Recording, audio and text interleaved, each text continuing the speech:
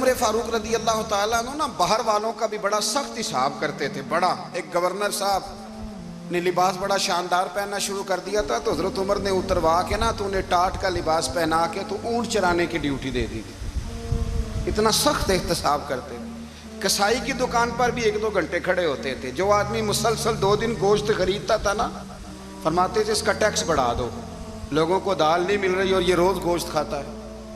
حضرت فاروق اعظم اس کو جزیہ کہا جاتا تھا یا کچھ اور معاملات ہوتے تو بڑھا دیتے تھے. مسلسل جو 2 دن آدمی گوشت کھاتا تھا فرماتے تھے مدینے میں غربت ہے, اگر یہ والا نظام تم کرو گے تو غریب لوگ کس کی طرف دیکھیں گے.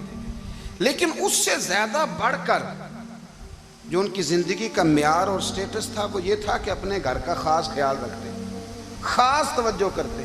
ملک شام سے اور ایران سے کچھ لوگ آپ کی خدمت میں آئے تو وہاں سے کچھ کنیزیں بھی آئیں. ان کے بادشاہ پیغام لے کے شاہ ایران کی کنیز کو ملکہ نے کہا کہ نا حضرت عمر کی زوجہ کو دیکھ کے آنا ذرا کس طرح کی ہے. ہمارے ملک میں کیا کہتے ہیں خاتون اول, جی خاتون, باقی سارے دوؤں میں خاتون اول. ذرا خاتون اول کو دیکھ کے آنا.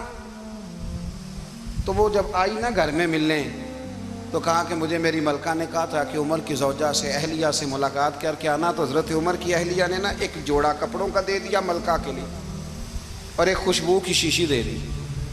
اب جب وہ تحفے وہاں بھیج گئے تو اس ملکہ نے نا کچھ سونے کا سامان بھیجا, کچھ زیورات بھیجے, کچھ تحائف بھیجے. جب حضرت عمر کے گھر آئے نا وہ خادم لے کے آیا, اس نے کہا جی آپ کی اہلیہ نے تحفے بھیجے تھے. تو جواب میں شاہ ایران کی بیوی نے یہاں جس ملک کا وہ سفیر تھا انہوں نے بھی یہ بھیجے.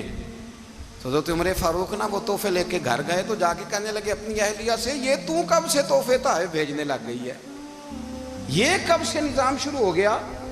تو کہ حضور تحفہ دینا لینا تو ٹھیک ہے, سنت ہے, محبت بڑھتی ہے, تو یہ کوئی قباحت نہیں, اور میں نے اپنی ذاتی استعمال کے لیے جو چیزیں رکھی تھی وہ میں نے دی ہیں. تو حضرت عمر فاروق رضی اللہ تعالیٰ عنہ فرمانے لگے ہم نے کسی ملک کے ساتھ اور اس کے بادشاہ کے ساتھ ذاتی تعلق نہیں بنانا, تعلق جو بھی بنے گا رسول اللہ کے دین کی برکت سے بنے گا. ذاتی رشتے نہیں ہم نے قائم کرنے. ذاتی آپ کے ملک کی جو ایئر لائن جس کا ہر سال خسارے کا ڈنڈورا پیٹا جاتا ہے نا, وہ ہمارے بادشاہ صاحب اور صدر صاحب اگر غیر ملکیوں کو گھوڑا کبھی بھیجنا ہو نا, گھوڑا, تو پورا ایک جہاز گھوڑا لے کے تحفے میں جاتا ہے. پورا جہاز غریب قوم کا یہ سرمایہ, اور قوم بڑی بادشاہ ہے, لائنوں میں لگ کے ووٹ دیتی ہے. 2 کام ہمیشہ لائن میں لگ کے کرنے ہیں, ایک بل لائن میں لگ کے جمع کرانا ہے اور ایک ووٹ لائن میں لگ کے, تاکہ پھر پورے 5 سال لائن میں ہی لگے رہیں. مرضی سے آپ ووٹ دینا پر جو بات درست ہے اس کو سنو. حضرت عمر فاروق رضی اللہ تعالیٰ عنہ نے اپنی اہلیہ سے پوچھا کتنے کا تھا وہ تیرا جوڑا اور خوشبو کی شیشی؟ انہوں نے کہا 3 دینار کی. فرمایا یہ 3 دینار تیرے اور باقی جو تحفے آئے ہیں وہ تو خود کہہ, چونکہ اس نے تیرے نام بھیجے ہیں, تو کہہ کہ میں مال غنیمت میں دیتی ہوں, تو کہہ میں مسلمانوں کو کہہ. تو زوجہ ہنس پڑی, کہنے لگی میں نہ بھی کہوں تو مجھے کہنا تو پڑے گا ہی, کہنا تو میں نے ہے ہی, کیونکہ سامنے عمر فاروق ہیں, لہذا فرمایا کہہ دیتی ہوں میں نے دیا خزانے کو. حضرت عمر نے جمع کرا لیا. میں یہ کیا بات ہے, میرے گھر والے جو مرضی کریں, ان کا معیار زندگی جس طرح کا مرضی ہو. اور حضرت عمر ایک جملہ کہا کرتے تھے, اللہ کرے کہ یہ باتیں اس دور حاضر میں ہماری سمجھ میں آئیں. حضرت عمر فاروق رضی اللہ تعالیٰ عنہ اپنے بچوں کو فرمایا کرتے تھے کہ بہت آدمی کو بھوک لگی ہو نا اور پھر اس کی پسند کا کھانا پکا ہو, جتنے شوق سے وہ اس کھانے کو دیکھتا ہے نا, فرمایا اس طرح پوری قوم اپنے بادشاہوں کے خاندان کو دیکھتی ہے. اس تیزی کے ساتھ دیکھتے ہیں کہ ان کے گھر میں کیا ہو رہا ہے, ان کا معیار زندگی کیا ہے, ان کا سٹیٹس کیا ہے. سیدنا فاروق اعظم رضی اللہ تعالیٰ عنہ نے اپنے گھر کے اندر اپنے بچوں, آپ کے بچے دونوں کاروبار کے لیے مصر گئے تو وہاں کے گورنر صاحب نے لوگوں سے, ایک بہت بڑا قافلہ گیا مدینے سے مصر تجارت کے لیے, جاتے ہیں نا آج بھی قافلے کئی ملکوں میں, تو یہ گئے تجارت کے لیے. تو حضرت عبداللہ ابن عمر, حضرت عبید اللہ ابن عمر, حضرت عمر کے دونوں بیٹے گئے. جناب عمر فاروق کے بچے جب وہاں پہنچے تو مصر کے گورنر نے نا لوگوں کو تعارف کرایا کہ یہ عمر فاروق کے بیٹے ہیں, یہ حضرت یہ چودھری کے بیٹے کو کون بتاتا ہے کہ تو چودھری کا بیٹا ہے؟ باہر والے بتاتے ہیں، گھر والے جی؟ اور سیٹھ صاحب کے بیٹے کو کون بتاتا ہے کہ تو سیٹھ صاحب کا بیٹا ہے؟ اور مالک کو کون بتاتا ہے کہ تو مالک کا بیٹا ہے اور یہ کرایہ دار ہے؟ یہ کون بتاتا ہے؟ یہ سوچ ہم دیتے ہیں بچوں کو۔ چودھری اور کمی کی سوچ، امیر اور غریب کی سوچ، مالک اور کرایہ دار کی سوچ، گھر کے مالک کی اور کام کرنے والے کی سوچ، یہ ہم دیتے ہیں۔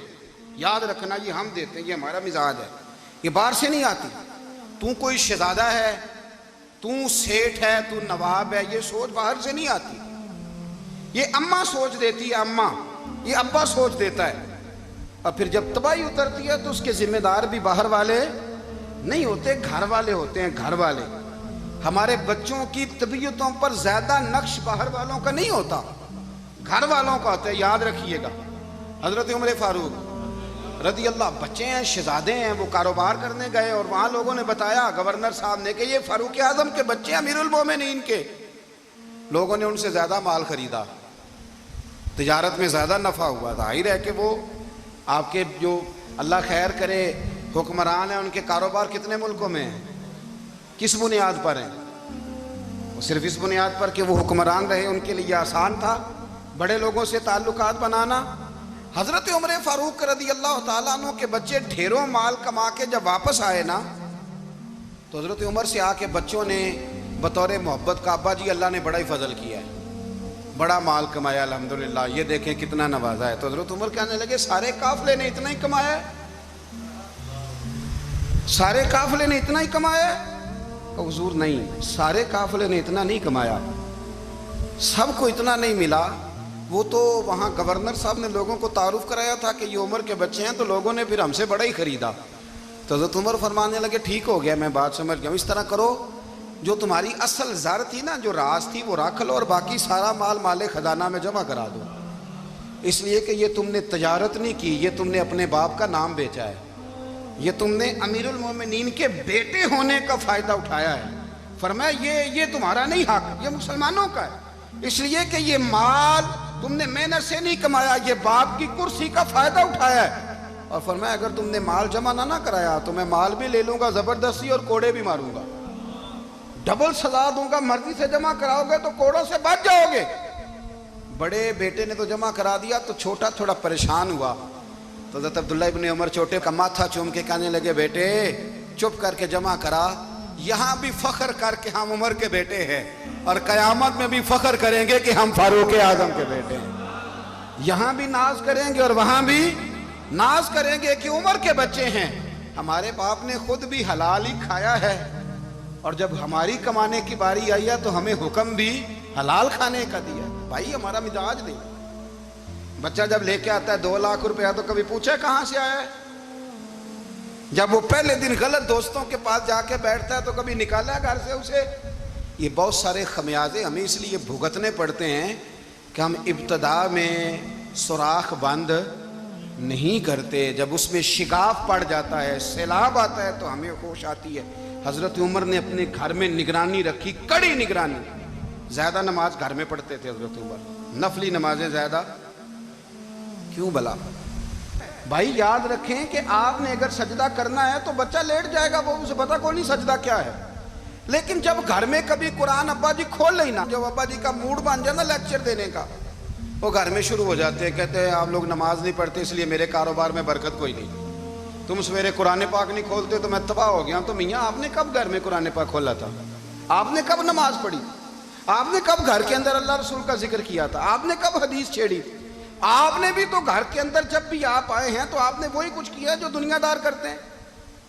آپ بھی تو اپنا موبائل لے کے الگ کونے میں بیٹھ گئے، آپ نے بھی تو کہا ہے کہ اب تمہارے چینل ختم، اب میری مرضی والا چلے گا۔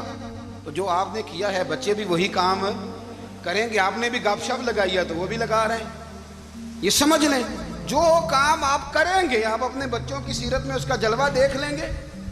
بڑی پکی سی بات ہے کہ آپ کو بچے کی عادتیں دیکھ کے سمجھ آ جائے گی کہ میں بھی یہی کرتا تھا اور یہ بھی۔ حضرت عمر فاروق رضی اللہ تعالیٰ عنہ وصال فرما گئے، تو آپ کے وصال کے بعد حضرت عثمان غنی رضی اللہ تعالیٰ عنہ نے آپ کی ایک بیوہ سے نکاح کیا۔ حضرت عمر کی ایک بیوہ سے جب وہ آپ کے نکاح میں آئی تو کہنے لگی حضرت عثمان غنی سے کہ حضور نہ تو میں خوبصورت ہوں اور نہ میں جوان ہوں، نہ آپ کی کوئی خدمت کر سکتی ہوں، میرے ساتھ نکاح کرنا سمجھ میں نہیں آیا۔ کیا شاندار جواب دیا حضرت عثمان غنی نے، کیا خوبصورت جواب دیا۔ فرمانے لگے میں نے اس لیے نکاح نہیں کیا کہ مجھے تمہارے حسن سے دلچسپی تھی یا تمہاری خدمت کی ضرورت تھی، میں نے تو اس لیے نکاح کیا ہے کہ مجھے بتاؤ عمر فاروق گھر کے اندر اپنے رب کی عبادت کس طرح کرتے تھے، وہ قرآن پاک کس طرح پڑھتے تھے، وہ رویا کیسے کرتے تھے، استغفار کا طریقہ کیا، کس وقت کس انداز میں وہ اپنے رب کو یاد کرتے تھے۔ اس لیے کہ عمر کئی دفعہ گھر سے آتا تھا تو میں اس کے چہرے پر نور دیکھا کرتا تھا، میں روشنی دیکھتا تھا، ایک معیار دیکھتا تھا۔ نکاح اس لیے کیا ہے کہ مجھے عمر کی جو گھر کے اندر کی عبادت ہے اس سے آگاہ کرو، تاکہ عثمان غنی بھی چاہتے ہیں اس طرح کے عمل کرو جس طرح کہ عمر فاروق کر کے گئے ہیں۔ بھائی جب تک ہم اپنے گھر میں وہ توجہ نہیں دیں گے، وہ مزاج دیکھیں نا، ہمارے گھروں میں جب نقشہ پاس ہوتا ہے تو ٹی وی لان بھی اس میں ہوتا ہے، ڈرائنگ روم بھی ہوتا ہے، نماز کی جگہ بھی ہوتی ہے نقشے میں۔ صحابہ جب گھر بناتے تھے تو ایک مسجد بیت کا نقشہ پاس کرتے تھے، ذہن میں رکھتے تھے کہ یہ کونا نماز کے لیے، وہاں جوتے لے کے کوئی نہیں جائے گا، وہاں نماز پڑھی جاتی تھی، عورتیں وہاں اعتکاف کرتی۔ ٹی وی لان تو آ گیا ہے اور گھر کے اندر ٹی وی رکھنے کے لیے تو ایک کمرہ الگ سے بنا دیا گیا ہے، اور اب جو نئے نقشے پاس ہو رہے ہیں اس کے اندر گھروں کے اندر جگہ بنائی گئی ہے جہاں کمپیوٹر رکھے جائیں گے، اور بچوں کے لیے وائرنگ ہوگی نیچے تاکہ انہیں کوئی مشکل درپیش نہ ہو۔ یہ ساری چیزیں ہم نے نہانے کے لیے گھروں کے اندر اتنے اتنے بڑے واش روم بنائے ہیں کہ لگتا یہ ہے کہ سوائے نہانے کے اور کام ہی نہیں کوئی گھر میں ہوگا، ہر چیز آ گئی، پر اللہ کرے کوئی تفسیر بھی ٹیبل پہ پڑی نظر آئے، کوئی حدیث کی کتاب بھی ٹیبل پہ پڑی نظر آئے۔ اللہ کرے کہ جس طرح ابا لطیفہ سن کے آتا ہے تو جب تک سنا نہ لے اسے ہضم نہیں ہوتا، اللہ کرے کہ وہ جمعے میں بیان سن کے جائے تو اس کا بھی دل کرے میں اپنے بچوں کو سناؤں، وہ نبی پاک کی کوئی حدیث کہیں سے سنے تو گھر جا کے سنائے۔ جب تک یہ معیار نہیں بنتا آپ کیسے توقع کرتے ہیں کہ گھر کے اندر اللہ کی رحمتیں نازل ہوں گی؟ آپ یہ کیسے توقع کرتے ہیں کہ گھر کے اندر وہ معیار اور وہ مزاج بنے گا؟